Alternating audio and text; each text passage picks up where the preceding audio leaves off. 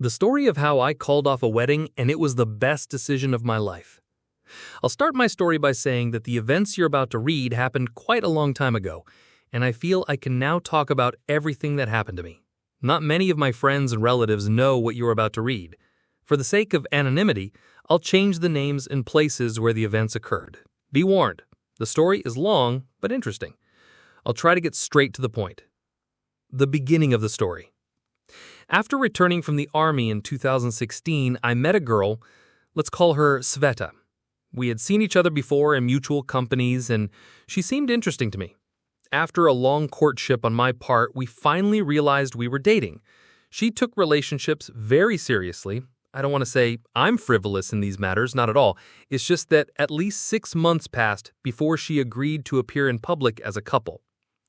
During our relationship, I often witnessed strange behavior from Sveta.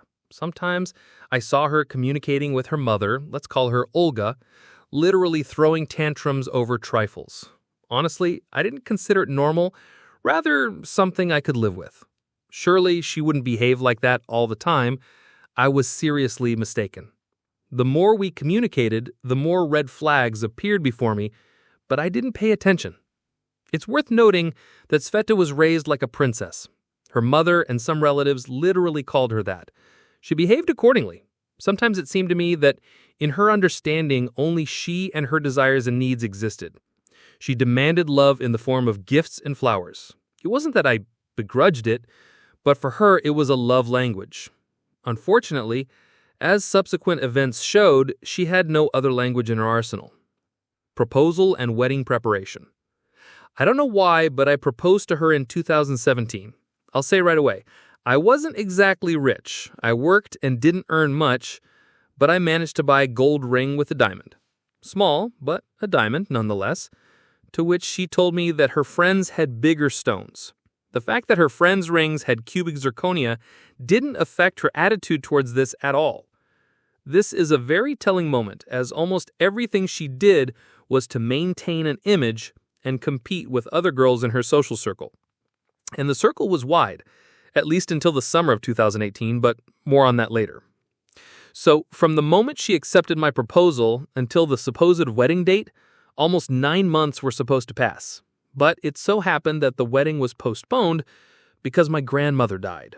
Then came May, and Mama Olga turned out to be an even more peculiar person, arguing, "If you get married in May, you'll suffer your whole life. Do you need that?" She had no idea how right she was. Time went on, the wedding was postponed, and we had time to prepare and save money. Wedding preparations are always a difficult test for couples who would be better off never meeting. Therefore, constant quarrels, Sveta's endless resentments and tantrums certainly didn't make me happy, but I understood that these things happen. I provided what support I could. I'm not perfect, sometimes I messed up, but I tried my best. Eventually, we rented an apartment that Mama Olga liked, and there was practically a month left until the wedding. Preparations were in full swing, and so was Sveta, who periodically shed some of her responsibilities because she was tired. Strangely enough, everyone was tired. I took on as many side jobs as I physically could. I worked from home and tried not to go crazy from the performances Sveta put on. A fateful event. One beautiful and fateful day, we decided to make invitations.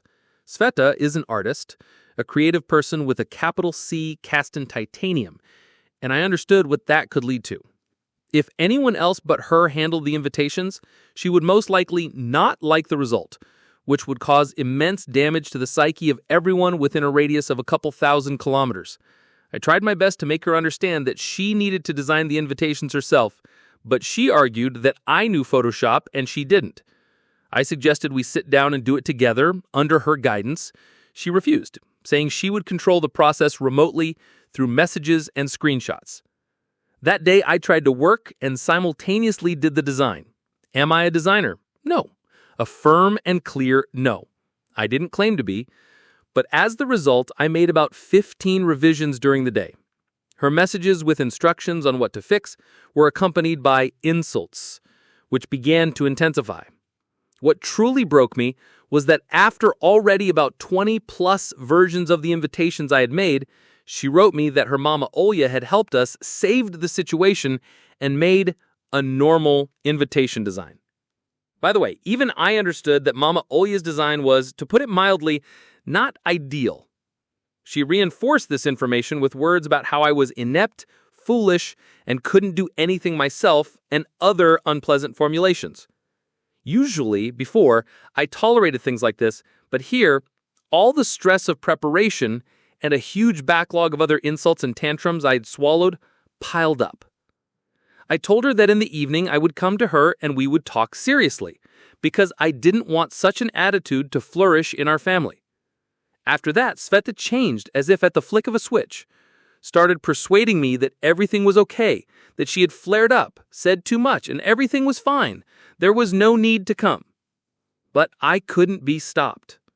I was determined to put a stop to such behavior before the wedding so that no misunderstandings remained. The insulting tea party. I invited my parents to come with me. They had a good relationship with Sveta. We arrived, sat down for tea, and my dad said something along the lines of, "We need to respect each other. Today Sveta went a bit too far. Our son, me, is also at fault, and we want to urge all of us to calm down, gather ourselves, and bring the wedding preparations to a successful conclusion." After that, Mama Olya was simply as if struck by lightning, and she began to literally hysterical, saying that we came to her house and attacked her daughter, how we dared, and so on. Everyone present except Sveta tried to calm her down, but she just wouldn't stop. I've had a stutter since childhood, which I've been battling for a very long time, and Mama Olya, knowing this, simply started ridiculing me for stuttering, directly, without a second thought. In 25 years of living with this affliction, I've heard worse insults. They didn't hurt me, but her intentions to slander me in front of everyone became clear. I understood that we wouldn't find any common sense here. The conversation ended with us being, of course, scum for saying such things about her daughter, but everything was fine. It was completely incomprehensible how this coexisted in her head. What's very important is that when we were leaving afterward, Sveta appeared in the doorway at the last moment, took off the engagement ring, and demonstratively showed it to me so I would see she had removed it. I didn't tell anyone. I don't think anyone saw it. Making the most important decision. I went home already understanding that I had not gotten into the best family and that I hadn't truly known this person until now. My parents are good people. They give others a lot of trust and are merciful to everyone who makes mistakes. They asked me not to get emotional, saying that everything would work out. But I think I had already decided everything at that moment. After arriving home, I sat on the couch in my room for a bit and told them that there would be no wedding, to which they initially reacted with surprise and apprehension. I told them everything that troubled me, and they realized the situation was even worse than they thought. They didn't try to dissuade me for long, giving me the opportunity to decide for myself. And I made my decision. I said there would be no wedding, and decided to go to my ex-fiancée the next day to inform her. Decisive steps. I called Sveta and asked her to meet at some establishment near her house. She, sensing something similar and having consulted with her mother, said she would only talk to me at her house. Mama Olya clearly wanted to intervene, speak on her behalf, and resolve the problem so as not to cancel the wedding. I agreed to go to their place. At the appointed time, I arrived at their house and saw Sveta leaving with a friend. I met her and said that we needed to talk at her house and that I had arrived at the appointed time. She said I could wait an hour or half hour for her while she, get this, walked with her friend. Then I understood the reason for this circus. While I was standing there, her Mama Olya called me and with the sweetest and most caring voice in the world, invited me in for tea and a chat with her. I politely refused, citing some nonsense. I don't remember exactly what I told her. I don't want to make it up. In the end, half an hour later, Sveta returned, surprised that I was still waiting for her outside the house. But there was nothing to be done. We ascended to the apartment in stony silence. Mama Olya met us there. It was clear that she was forcing out a politeness she had saved for a special occasion. We went in, and she offered tea to discuss the wedding. I didn't procrastinate and said, I think everyone understands that there will be no wedding."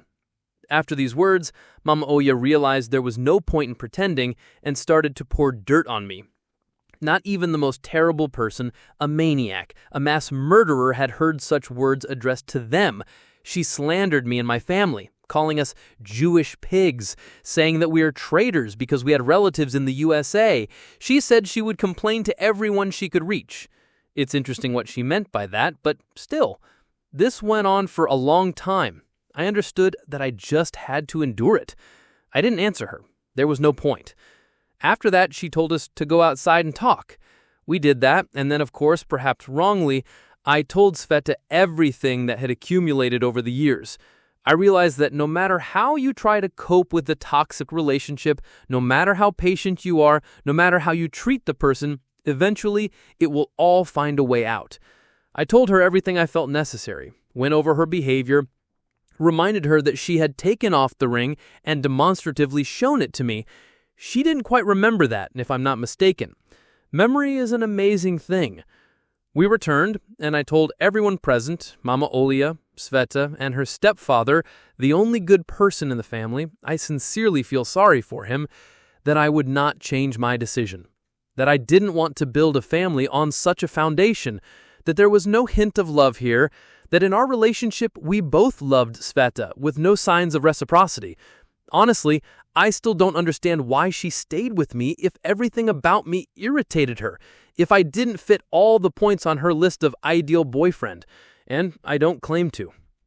I said that Sveta had decided everything yesterday when she took off the ring and demonstratively shown it to me. She didn't quite remember that, if I'm not mistaken. Memory is an amazing thing. I was brief, mostly silent, listening to the formulations horrifying even my imagination and combinations of insults that Mama Oya generated in real time about me and my family. I truly admire her to this day. I thanked everyone present, said goodbye to Sveta's stepfather. He smiled at me goodbye and nodded. He clearly understood something and was glad that at least I escaped alive. Thanked Sveta for everything she had done, although remembering anything specific was quite difficult, and even thanked Mama Olia, receiving new epithets in return. I closed the door, went downstairs, exited the building, and breathed a sigh of relief.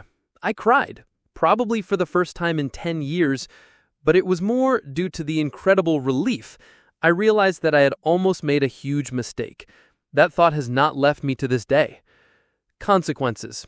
In our last conversation, Sveta and I agreed not to stir up the situation and not to blame each other in front of our mutual acquaintances.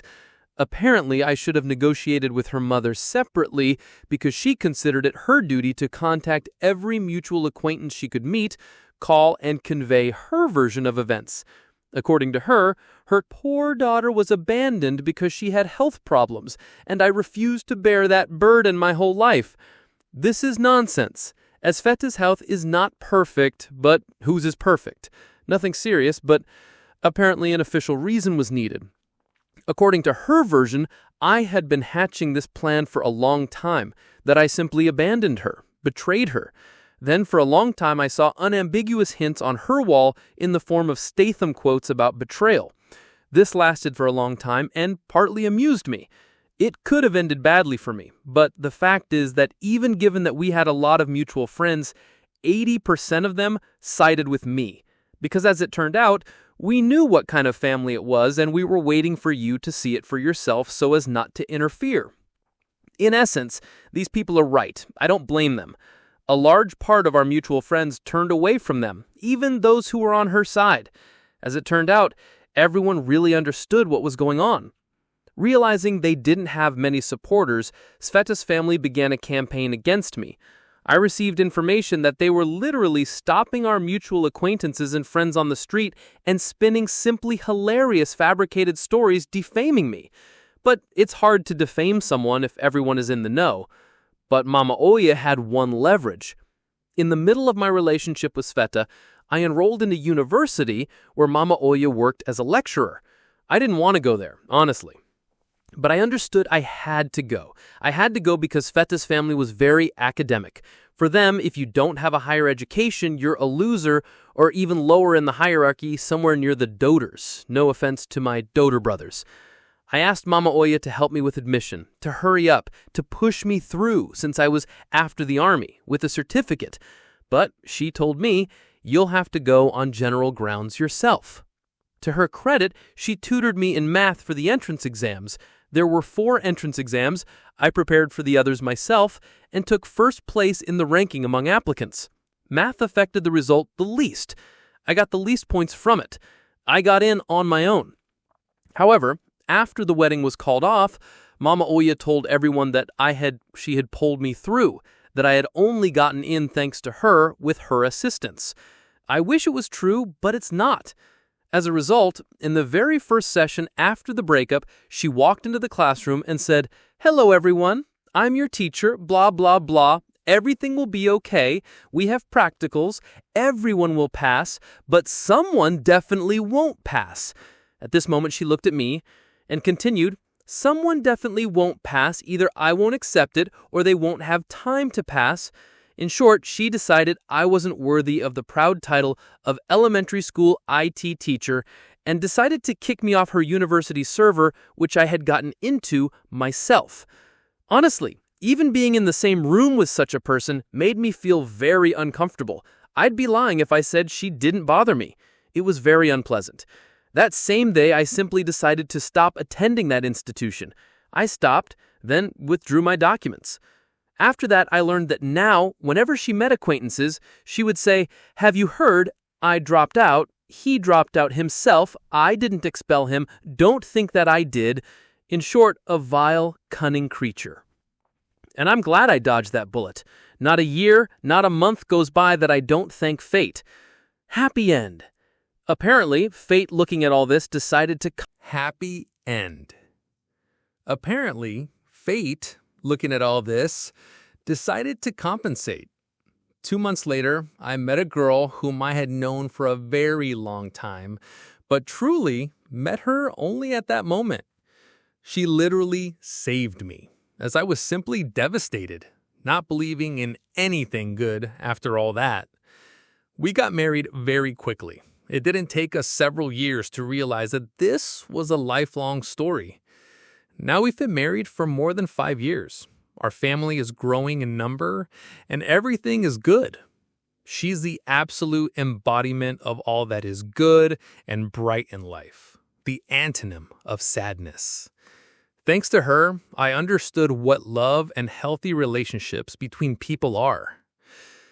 The moral of the story? If you're in a relationship and you see red flags, don't get involved. She will devour you. Listen to yourself. Don't ignore your doubts.